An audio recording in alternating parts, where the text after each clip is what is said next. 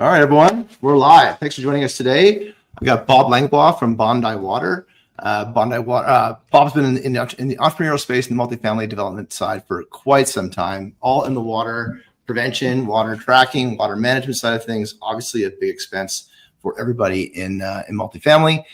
I think I just saw a post just the other day of someone who had a $20,000 leak, and that was just the water consumption, and they didn't even know about it. And so they were eating all of that expense from an operations perspective, and weren't even aware of the expense. And what was interesting about this one article about water consumption and management is that the water utilities weren't metered at the unit level. So they were dividing all of the water expense across the occupied units. So even the occupied residents were paying for the additional expense of the water that was being untracked. So interesting conversations that are out there all today. About water. I know we've had a couple conversations in the past, specifically around metering things like water, like carbon monoxide, all sorts of different sort of prevention systems that are out there. It's a problem. Obviously, it's a big inspection impact, or insurance impact, and a day-to-day operational expense impact. Bob and I had connected about maybe 4 years ago, doing some kind of work together and trying some things out. And a great thrill to have you back online. You've always been a supporter of all of our content throughout, so appreciate that, Bob. As everybody knows, Getting to Hell Yes is about the conversation around how do customers choose to buy, what are they looking to buy, and what sort of alternatives they're considering when they go into that buying cycle. And the tough part from a seller perspective is how do we begin to track them and meet them where they are, rather than trying to persuade them and bombard them with things that maybe they don't necessarily need. It's ultimately always about helping people help themselves versus trying to push them into things that they want to buy, that we want them to buy. Getting Hell Yes is always brought to you by IRCX. IRCX is remote maintenance, telemaintenance software, and AI inspection software. So if you're out there in the multifamily or property management or even the real estate space, and you've got struggles with traveling to site to solve locations, if you got remote work, maybe you're installing stuff remotely, or maybe you have to do inspections and you got gaps on that, check us out, shoot me a DM. Love to show you what we're doing. And again, if I can help you out, hit your targets and your goals, that makes my day.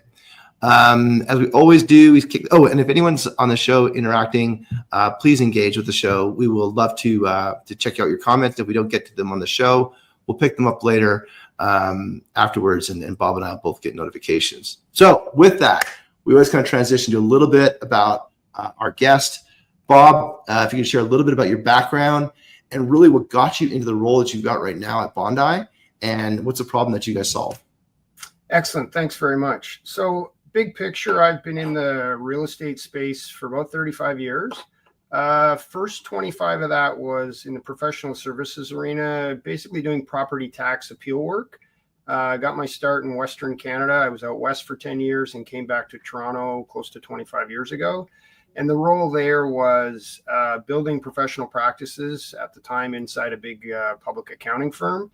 Mm-hmm. And the one sort of theme that I bring forward to today's work in the water is that a lot of our work was performance-based, and we were only paid literally when we delivered results, and we would get a percentage of the benefit that was derived. Fast forward to just pre-COVID, sort of 2018, and I had an exit from the big professional service firm that I was a partner in. And essentially, I was looking for something on that profit and loss statement where I could add value, particularly on the expense reduction as opposed to on the revenue generating side. Mm-hmm. And I wanted a story or a message that I could take back to that same community and the same network that I'd been supporting with property tax for 25 plus years. And it was just by chance. I was talking to an energy consultant, and he said, all my customers, particularly in multifamily, are screaming about the high cost of water. Some large metros in Canada were cranking up the water and sewer rates. And for the most part, it was a non-recoverable expense. So it was straight to the landlord's pocket. And so there were some slapstick and or quick measures that property owners took to try to mitigate the expense.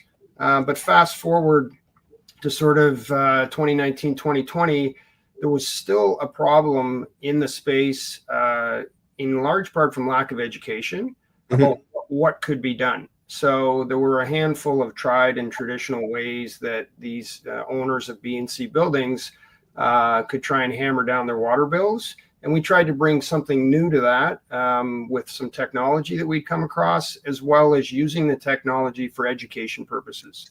So all of our relationships generally start with an education process. And in most instances, that's done without any cost or obligation to the property owner. Right.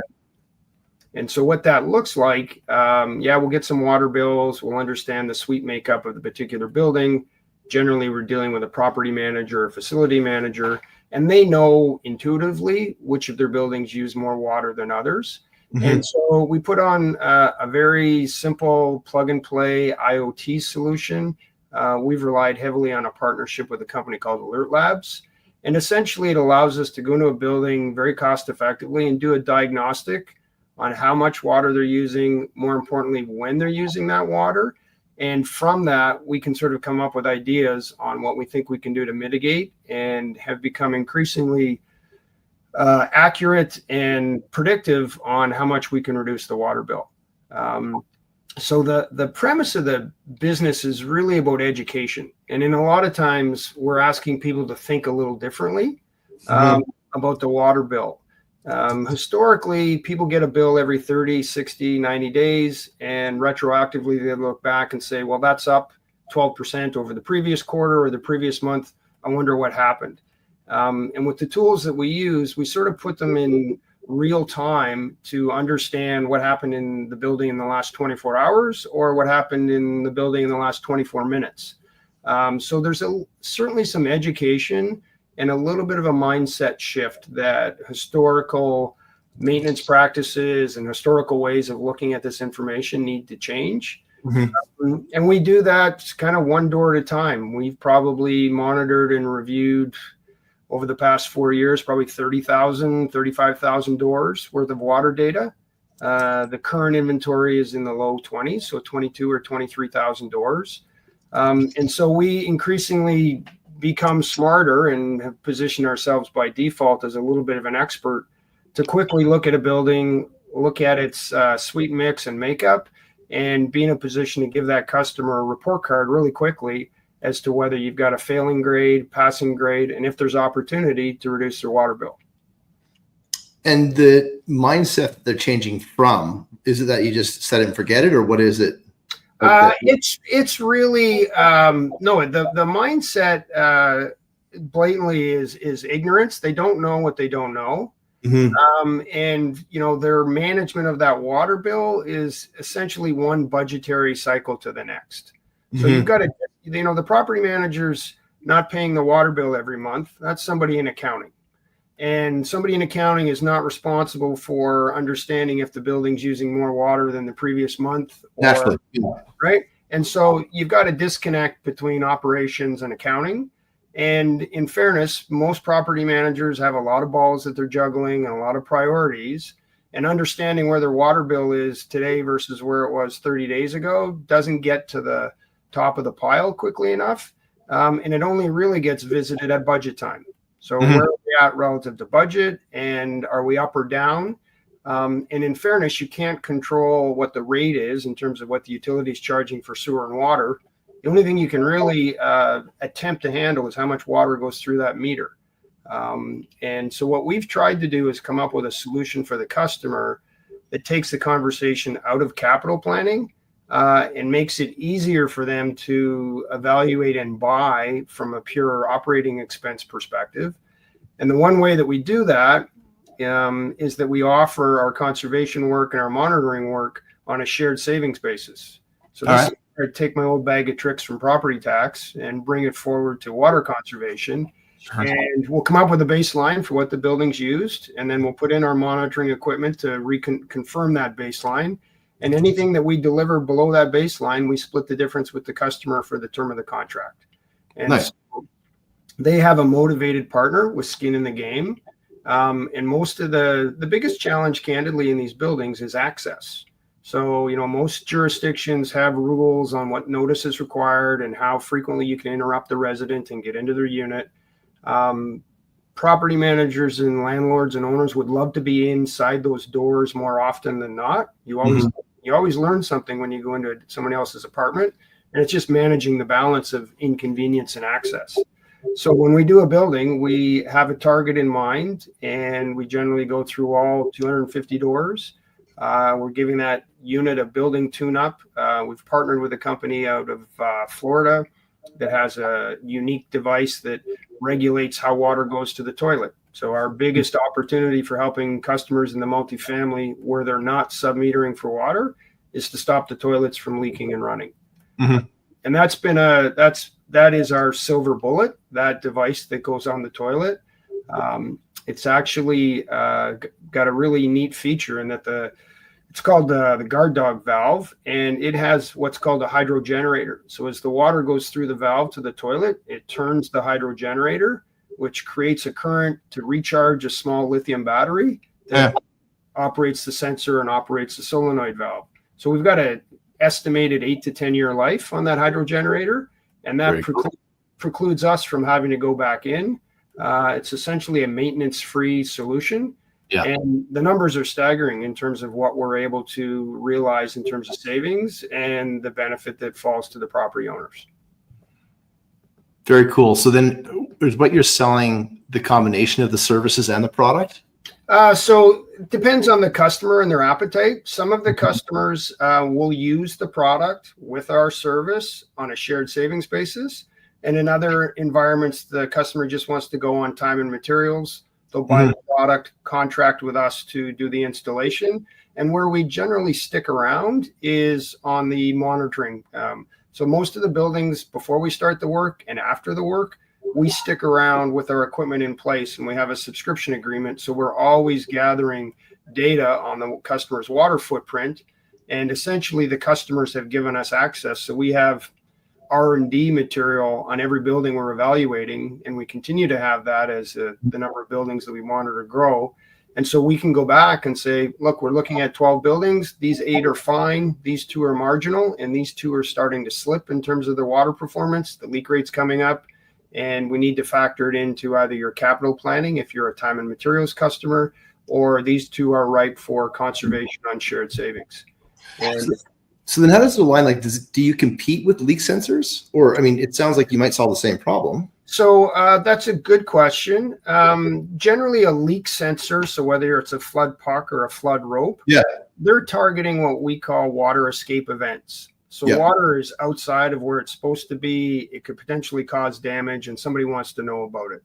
In the context of a toilet, a leaking or running toilet is simply where water's going to the tank, finds its way to the bowl, and drains. So that cycle just repeats and repeats. There's no damage or escape where there's water on the floor that your typical flood sensor is going to pick up. Right. So in that context, the 2 would be complementary. It's always important to know if you have an overflowing toilet or an escape event. Yeah. But this particular solution with the valve on the supply line to the toilet and our other conservation measures are really targeted not on risk mitigation and knowing if you have potential damage, but more on conservation and trying to save money where the age and condition of the building preclude you from submetering. Most of the new product today, whether it's purpose-built rental or condos, are built and designed with submetering in place. Right. And so the landlord never really starts with having that water liability coming out of their pocket.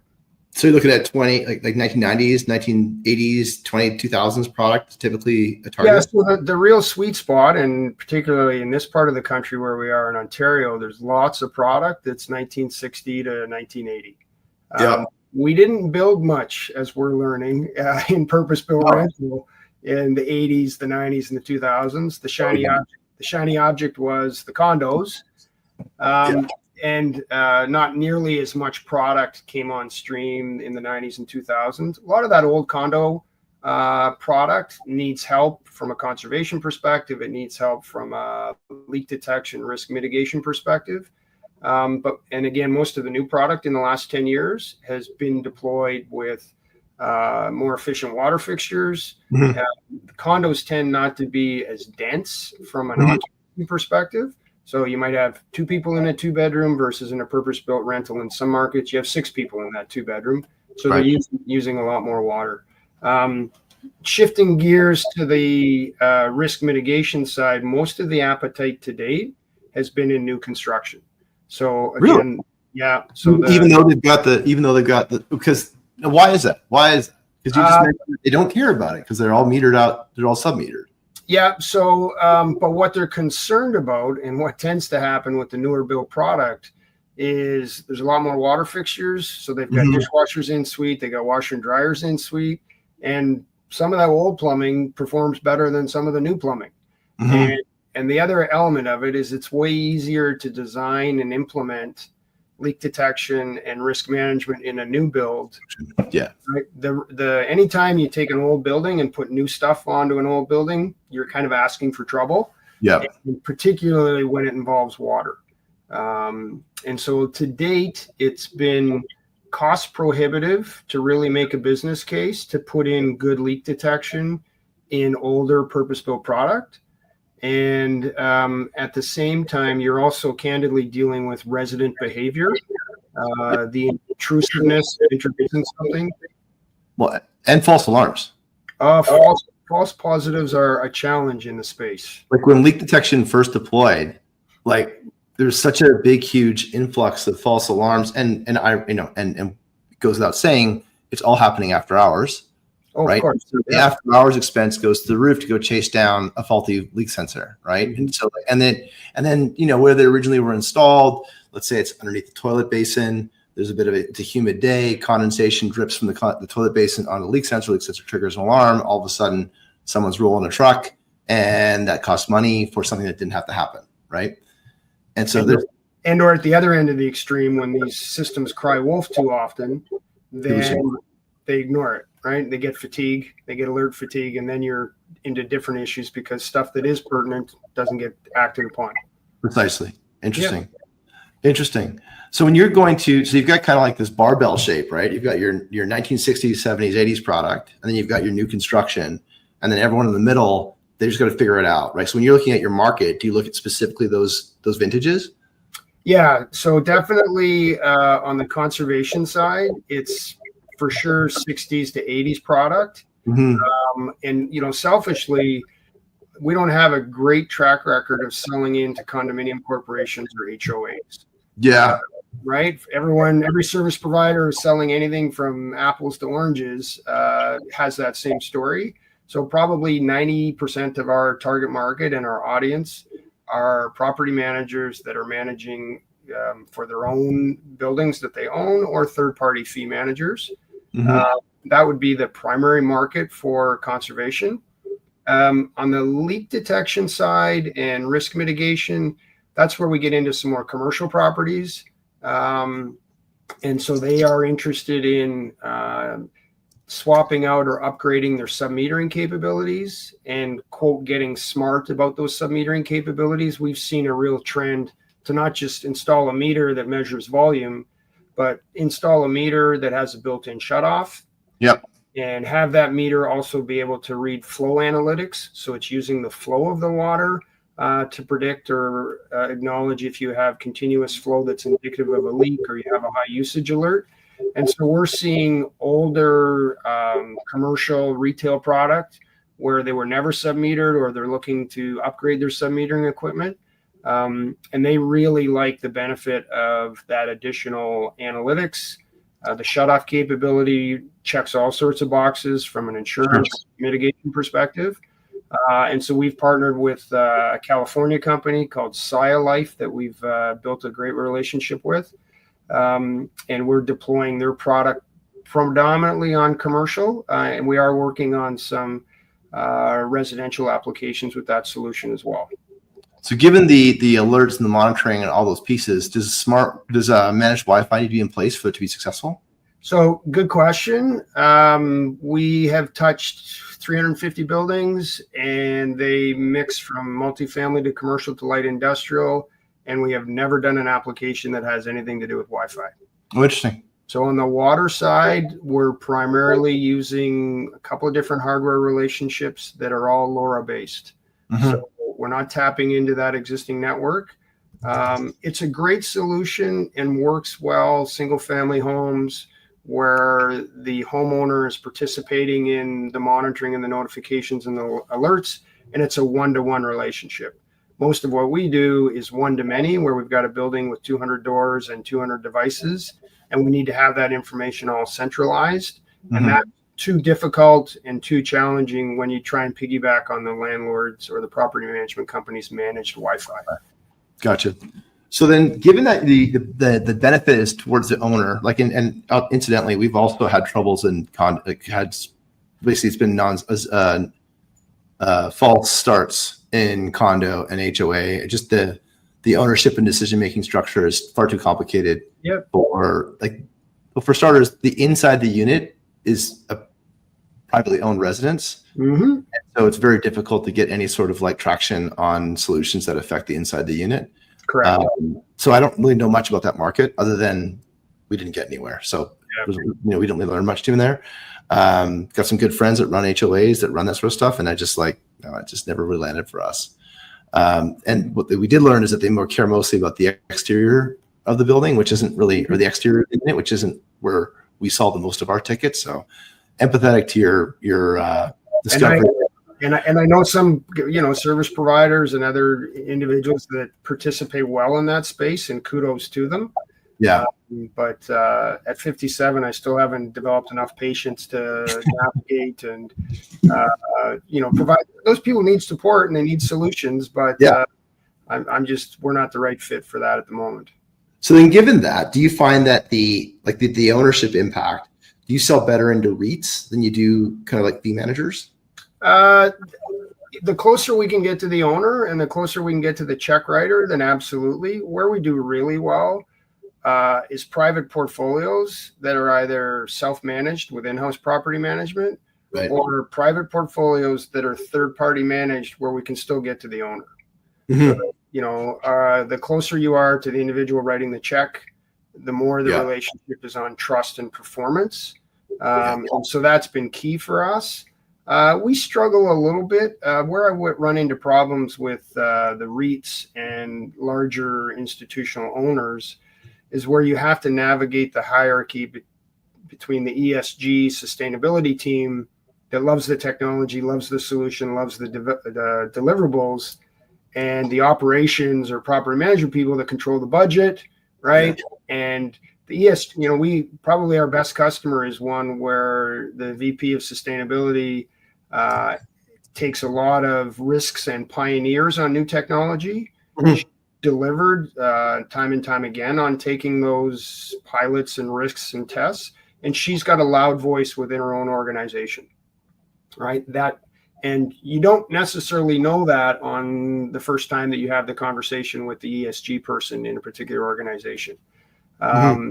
So for us, it's a balance, and it's a little bit of trial and error whether you're going to get traction with ESG or you need to develop and access operational decision-making that have the relationships with mechanical contractors and the plumbing companies, that sort of thing. It's a balance for sure. Your success is going to be governed, like you can get in through multiple different entry points, but your success is going to be governed by how adoption happens at the operations level. Correct. Yeah.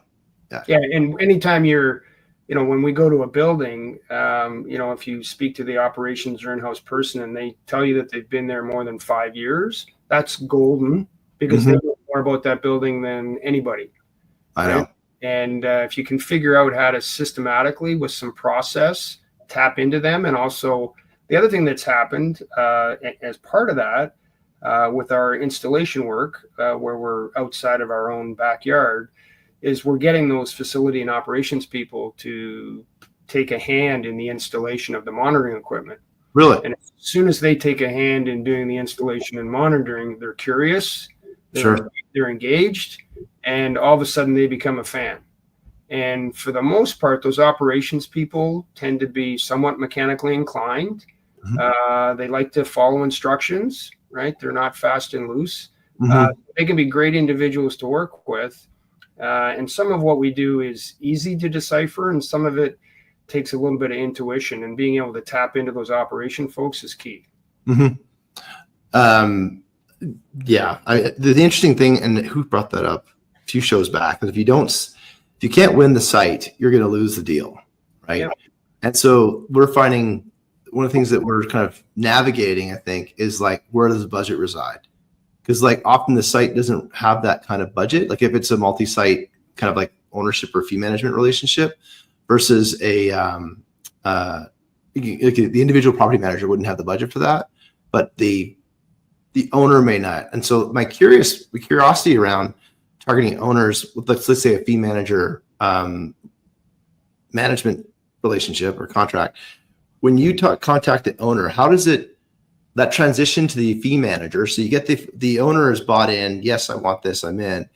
How does that first conversation happen to the fee manager? What's that like? I think the first few times it was awkward. And what I try and do with the owner is sort of help them facilitate an explicit introduction. Mm-hmm. So I don't want to hand off to say, call Joe at the property management company. I sort of make it easy for them to sort of set up, I don't want to use the word delegation, but the assignment of following up on this opportunity with the fee manager. And so that can, I haven't done, my sample size isn't big enough in terms of the volume. Like I haven't done it dozens and dozens of times where I've had a handoff to the fee manager. But in theory, it should be a huge opportunity if you can get the fee manager thinking and acting the same way as his owner. So if he steps back and says, my owner's told me to do this, and they're a smart guy and they've had a positive experience, I should evaluate that and see if it can't make sense for the other 3 or 4 clients that I have in the fee management. I can't say that we've crossed that chasm yet in terms of being able to do that effectively and efficiently to scale. We started thinking of, like, to try and bridge that gap, we started thinking of fee managers as a distribution channel where there's a rev share opportunity. And the conversation is really very transparent, right? With respect to what the whole relationship, it's like a marketing relationship. Because ultimately this is like fresh realization on my behalf, is that they're in the business of making net income, not so much net operating income, right? Where their job is to create NOI for their owners, but to do that, they've got to create profitability for them as a management organization. We look at the US and all the growth of amenity revenue, it's become very clear that the compression on property management fees, like it's not unusual to see like 1.5–2% for property management fees, which is like, we can't run a business on that. No. Right? And so they're collecting all the ancillary revenue and amenity revenue that comes around operating that overall wallet. Like, I was saying yesterday, something like, you look at a building, there's 150 doors in it. Well, there's 150 wallets in there. It's kind of the way I'm looking at it, or how I'm trying to look at it. And so how can you help the property manager hit their numbers that gives them a bigger share of that wallet?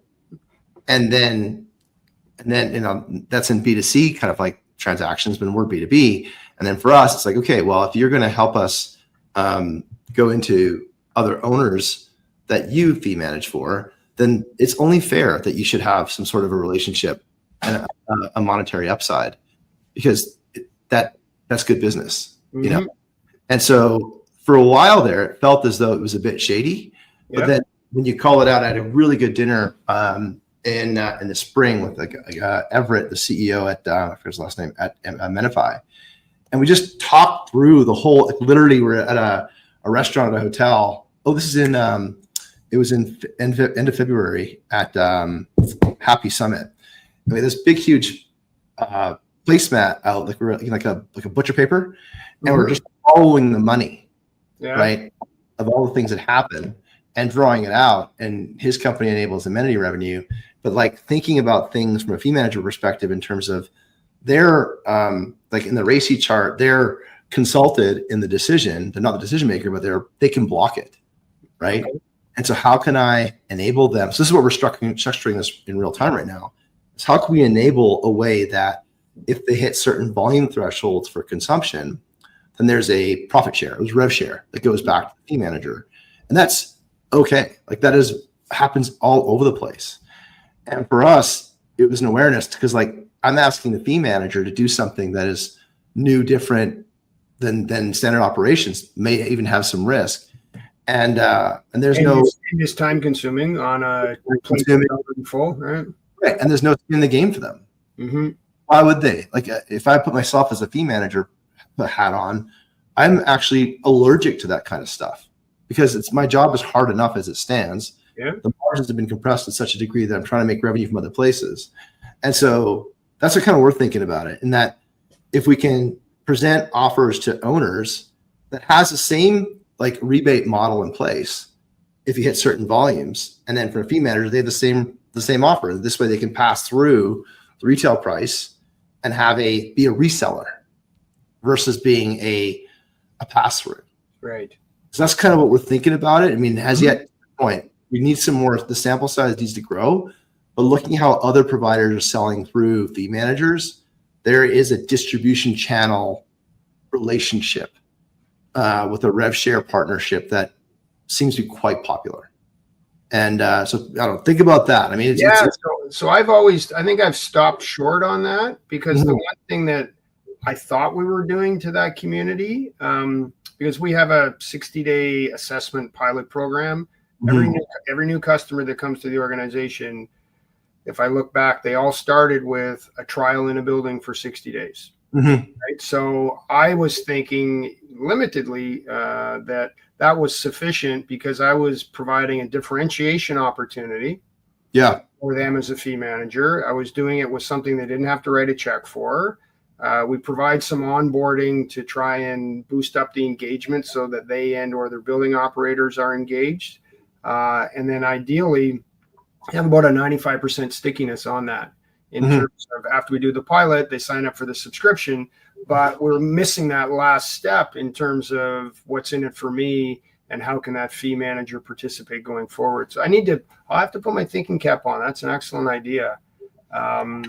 It really, I mean, it's de-thawed the channel because like we're just getting blocked everywhere on fee manager side of things. But then, and it really is kind of like, it's part of the whole hell yes thing is that we started putting ourselves into their shoes and thinking about what they're trying to achieve and how can I help them versus introduce new change. Yeah. Because like if I'm a fee manager, I get bombarded with vendors and tech and stuff all the time. And part of my job is to gatekeep, almost protect the residents and the owner from all the noise. Yep. Ultimately, if my owner decides to buy everything, then I've got to implement everything. And that's not like, it's not what I said. That's not available in that 1.5-2% management fee. You know, so it is an interesting dynamic and it's always a healthy conversation because like thinking about how everyone makes money is part of where hell yes comes from. And like, you know, the owner, and you know, I had a great chat with Brett Hargraves beginning of the year here, when he talks about even at the ownership side, like understanding the ownership's investment horizon. So it is a flip, or is it a buy and hold, right? That has different implications on what offers they're willing to consider. I had that recent experience on a project in early June, my biggest customer, and we have two versions of the sensor that goes on the toilets. One has the hydro generator with an 8 to 10 year battery life, and the other has a little cheaper without the hydro generator. It's got a 3 to 4 year life depending upon the event cycle. Yeah. They opted for the cheaper, and I was under the impression because it was a competitive bid situation, that's why I believe they wanted to work with me, but they needed to make the numbers fit. Turns out that through a thread from an asset manager, they're like, this is only a 3 to 4 year hold, so we don't need something that lasts 8 to 10 years. Yeah. Right?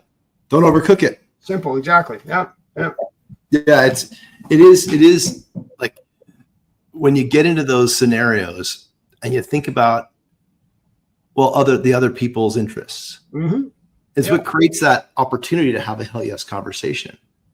You know, like what are their challenges? What are their frustrations? And actually I just wrote this the other day, like pain points.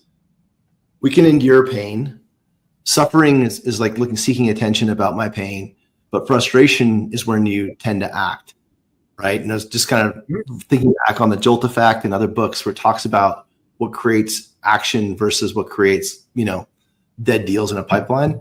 Yep. And it's interesting to kind of dig in on the frustration because when you think about frustration versus pain, frustration has like a context to it. Like I'm trying to achieve something. like if I have a rock in my shoe and I'm for a walk, I might just tolerate that for the walk because it's too much of a headache to, unleash my dog or bend over and take the rock off my shoe. But if I'm up for a run and it's like two hours of running, I'm going to take that rock out of my shoe because it's having an effect on my target. And so the interesting thing that we're kind of beating up a little bit and even changing some of our outbound is how do we begin to angle in on those that are frustrated versus those that just have a pain point.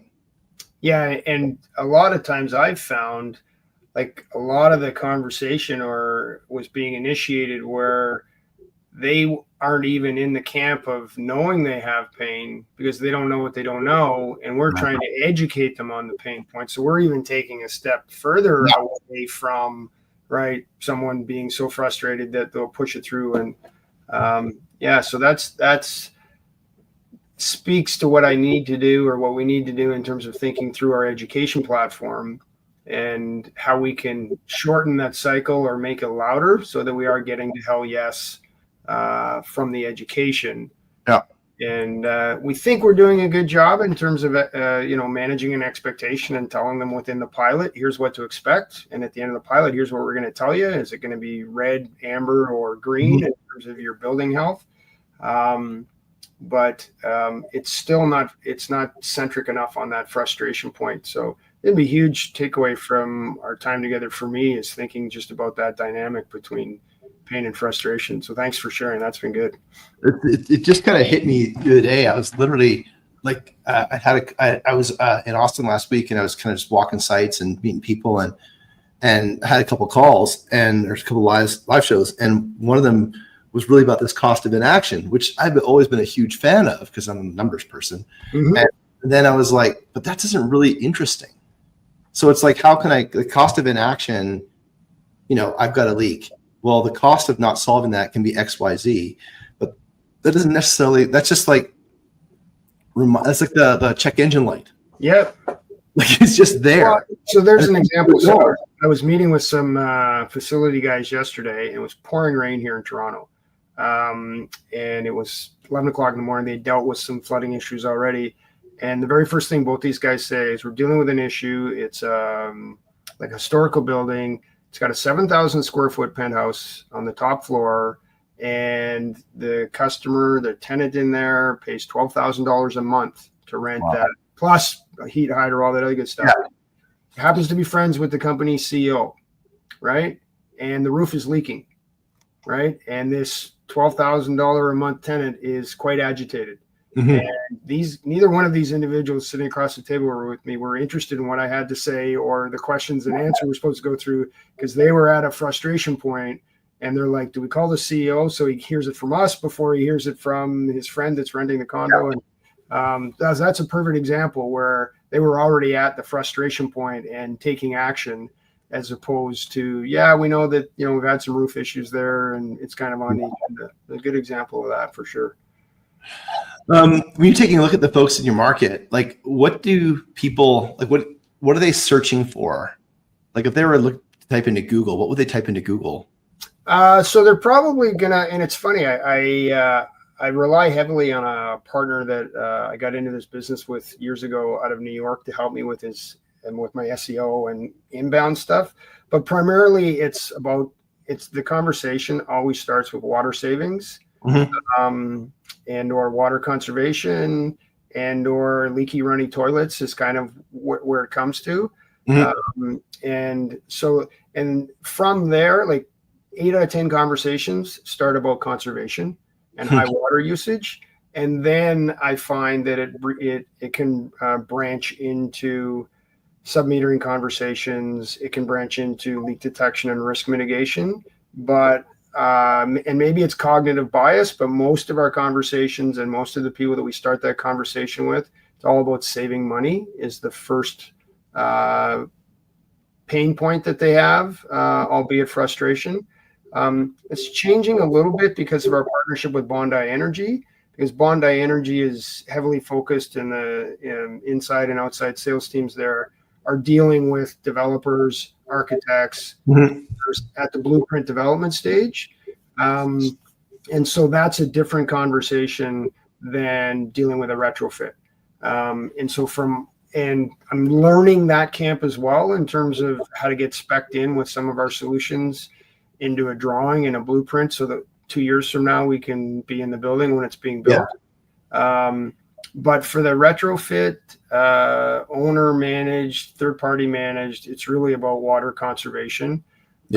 And I think some of what gets their attention on that outbound stuff is that there's something that's a unique offering or a different way of dealing with an old problem.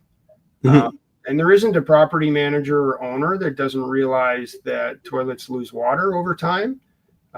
Where we help is quantifying that for them. More like razor sharp on that. So we look at 3 o'clock in the morning, what's going on with the building. You take the water, you divide it by the number of doors. We come up with gallons per unit per hour. And we know from 0 to 4, you're okay. And from 4 to 10, we can save you X. And from 10 plus, right, you've got Swiss cheese in terms of your water infrastructure. And we've done enough before and after that we can tell you what the target is and we can tell you what the savings are going to be. And it's drop dead simple for you to understand the proposition. And we're fortunate in the water space. If we're presenting it on time and materials, the payback to the customer is averaging less than 12 months. And so that's easy for them to step outside of a capital budget or an operating budget and actually have some discretionary money to make a purchase that wasn't planned. Right. And then and that adds the overall cap value of the asset, right? Because they're gonna like the next day. And it's not like some of the energy saving stuff, primarily around the electrical side, for how hard your fans are working and how hard your booster pumps are working and your return air stuff. It can be a little more nefarious and difficult to put your arms around. But literally on the water side, like if we're in a building for 4 days, on day 5, when we're done, you can see the consumption's dropped off the cliff. And on Wednesday, you use 1,200 liters at 3 a.m. And on Friday morning, you use 200. And, and the nice part from my perspective, selfishly being a data guy, not a trades guy, not a plumbing guy, is the numbers tend not to lie, and they're increasingly becoming easier to predict. Yeah, for sure. And that gets me excited because that's a lot of my discussion and education has been around bringing some new math to the whole notion of plumbing and managing water in your building. Yeah, I think that's both of our kind of like natural tendencies to drift towards numbers. And this is part of what I try and help people with templates and budgeting stuff because I'm able to do that stuff quickly. Yet to be seen in how what it's done is help me be clearer in terms of our offer, like going through the details and making sure that it passes a leak test. Right. Versus just kind of like shouting platitudes at what should be done and is wrong. When you're out there and you're talking to folks, what objections do you typically hear? A little bit of it's just budgetary pressure, and most of them, candidly, like first timers, they just don't believe, right, how bad their buildings are performing. And you can show them all the graphs and all the before and afters. And I just had an example. 200 unit building in Ottawa, and we were dancing with these guys for 1.5 years, right? We're managing the water, telling them the leak rate. We go in and do the work, and they had engaged us on a shared savings model. And then they figured out like the water bill was 16 grand a month, and we knocked it to 7,000. So we saved them 9 grand a month on their water bill. And our service contract on the shared savings is 7 years. So then the asset manager did the math on what he's going to pay us on a shared savings basis for the next 84 months. And he quickly exercised the contract has a buyout number on it.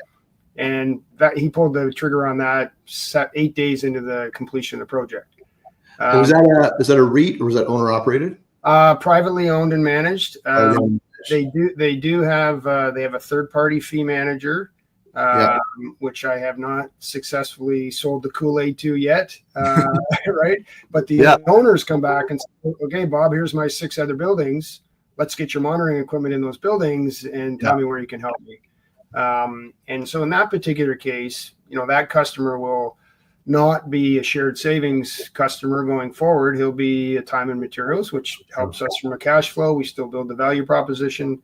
Yeah. And it's a great story to tell. And where I need to lever that is with his third-party manager, which has a national footprint and, dozens of property managers and operations people that are looking at their stuff on behalf of owners.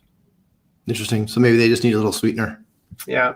Right. Yeah. And I'm going to one of their buildings this afternoon here shortly. So that seems to be, again, that conversation that's where I'm going this afternoon. Sustainability guys have been present and they've been active and they put their hand up and we like it and support it.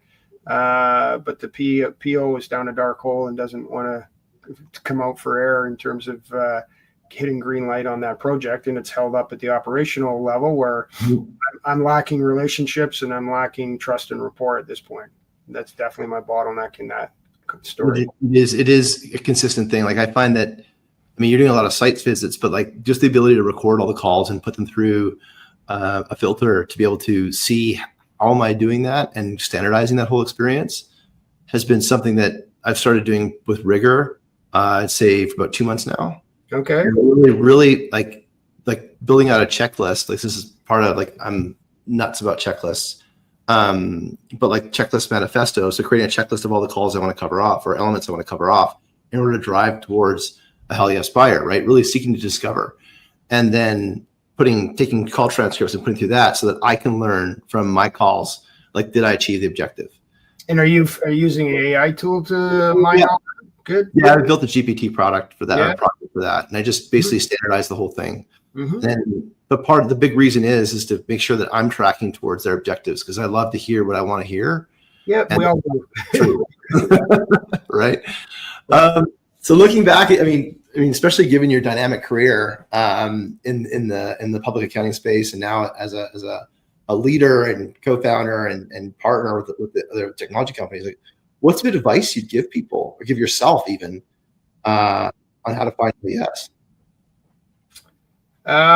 So it's an interesting question. I would say fall in love with the problem, not with the solution, right? So all the prop tech news and noise and all that insure tech and blah, blah, blah, it's all solution based, right? It's not problem based. And then but that's not enough. And even self-reflecting when we talked about today, the falling in love with the problem, I still have a bias on our solution to solve the problem. But what I'm not thinking enough on and going all the way through on is how that customer feels about the problem. Right. And so if I can take that one step further, I'm definitely in love with the problem. And I've definitely come up with a series of solutions that help.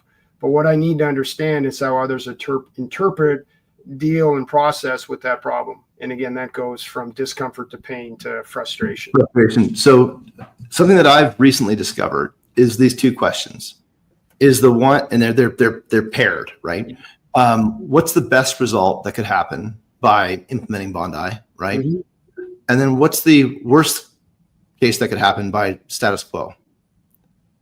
And just having them articulate that out loud can start to close that gap in terms of how they feel about the problem.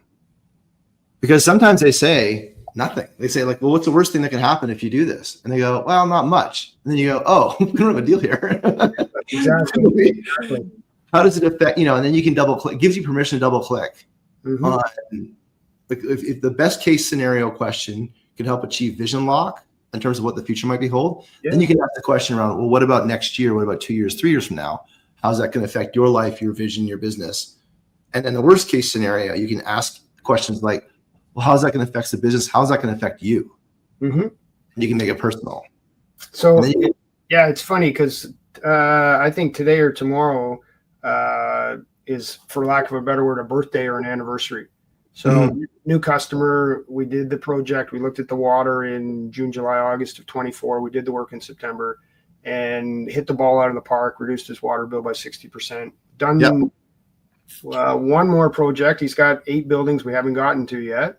And so I'm sending him a birthday card, right? Because it's been 1 year since the rebirth of, how he looks at water, right? What his water bill looks like and how much money he's put in his pocket in the past 12 months because he took that step 12 months ago.